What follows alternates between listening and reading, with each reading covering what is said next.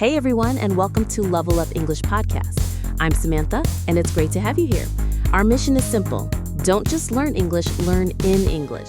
Hey everyone, Benjamin here. Today we are diving into a situation that can make anyone nervous, whether in their native language or a new one. Disagreeing with someone, especially your boss or a senior colleague in a meeting. It's high stakes, right? You want to contribute and show your thinking critically, but you don't want to seem difficult or negative. There is a huge difference between being argumentative and being constructive. And that's our topic for today's Real Talk: how to disagree politely and effectively. This is essential. So let's set a very realistic scene. We're in a marketing team meeting. I'll be David, the team leader, and you could be Maya, a key member of the team.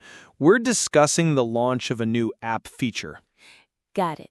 Let's imagine the meeting is already in progress. So, with the final tests completed, I believe we should capitalize on the market buzz. I'm proposing we go for a big splash launch this Friday. We'll push out a huge social media campaign, send a press release, and get everyone talking about it over the weekend. We need to be bold and fast. Okay, pause right there. As Maya, I'm listening to this, and while it sounds exciting, I know something David has forgotten. The engineering team is doing a huge server update over the weekend. A Friday launch is a recipe for disaster. So your first instinct might be to say, that's a terrible idea. The servers will crash. Exactly. But that's confrontational. It attacks the idea and the person. A strategic approach is much more effective. I'm going to use a 4-step method. 1. Agree or acknowledge. 2. State the concern as a question or an I statement. 3. Provide evidence. 4. Offer a solution. Let's see it in action. We need to be bold and fast. So any thoughts? Step 1. Acknowledge. David, I love the energy behind that. A bold launch is definitely what we need. And I agree that moving quickly is a great idea. Okay, so you started by showing you're on the same team. You're not against the goal, just the method. Precisely. Now, I introduce the problem gently. Step 2. State the concern as a question or an I statement. I do have one concern about the timing, though. I'm a little worried about potential technical issues if we launch on a Friday afternoon. Notice she said, I have one concern, and I'm a little worried about. It's her perspective, which is much softer than your plan has a flaw. Now for the crucial part, the evidence. Step 3. Provide evidence. I was talking to Mark from engineering yesterday, and he mentioned that his team is scheduled to run a critical server migration this entire weekend.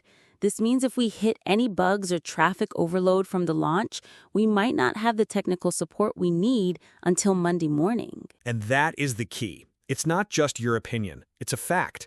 You're bringing new, vital information to the discussion. You're not just complaining, you're preventing a crisis. And now, the most important step. Don't just leave the problem hanging in the air. Propose a solution. Step 4. Offer a solution.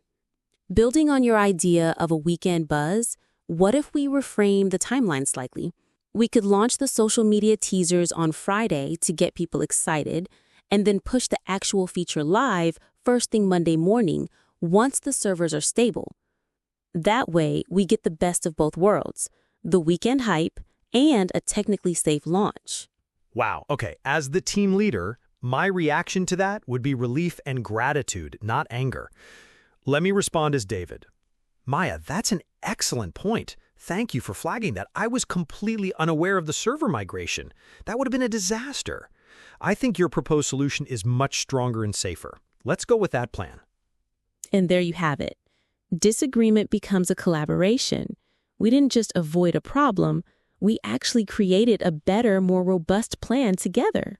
So to recap, the formula for effective disagreement: acknowledge, state your concern with an I statement, provide factual evidence, and propose a solution. It turns a potential conflict into a constructive contribution. Before we wrap up, here's your Real Talk challenge for this week.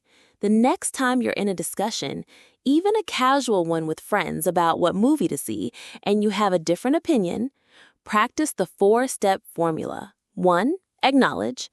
A comedy sounds fun. 2. Concern. But I'm a little worried it might be sold out. 3. Evidence. I checked the app this morning and there were only a few seats left. 4. Solution. What if we go to the new action movie instead? It's in a bigger theater. Notice how it changes that dynamic of the conversation. Share your experience with us using #LevelUpEnglish. And that's a wrap for today's episode. Thank you so much for tuning in. Don't forget to check out the show notes on your podcast app or on our website for a full transcript and our Disagreeing Politely phrasebook. If you found this episode helpful, the best way to support the show is to hit follow or subscribe and leave us a quick review. Until next time, keep learning and keep growing. I'm Samantha, and this has been the Level Up English Podcast.